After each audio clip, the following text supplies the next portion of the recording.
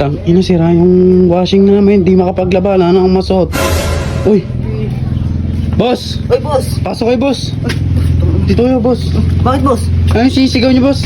Rep, TV, electric fan. Uy, sakto, sira yung washing namin. Nagagawa ba kayong washing? Ay, boss, rep, TV, electric fan, washing. Di ako gumagawa. Ha?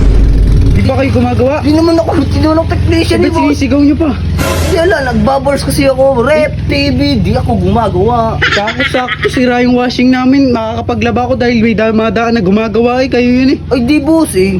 Dala-dala ko lang to kasi may gagawin sana akong makina dun eh, boss. Ano, sirani ko ako, boss. Hindi ako technician. Malas naman oy. Kaala ko pa naman gumagawa kayo kasi ba't nyo sinisigaw tapos may dala pa kayong ganyan Wala, tools. ay, gagawa nga ako ng makina nga. Ayaw man, isang sayang ka. Di ba narinig, boss? Di ba narinig ko? Hindi. Electric fan, rep, TV, washing, di ako gumagawa. Dapat kasi pag gano'n din yun na sinisigaw eh. Kaala ko tuloy gumagawa kayo. Eh, ano pa kaya alam mo, nagbubbles ako. Kupal ka ba?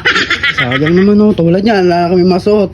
Pagka ganun boss, huwag nyo na isigaw boss. Sayang naman yung... Hindi, marami kasi nagtatanong sa akin kung gagawa ba ako nung kaya sinisigaw ko na para inform sila. Sige, sige boss. Sige, dito na ako, ikaw, abala ka Malas, eh. oh. Sige, pasensya na.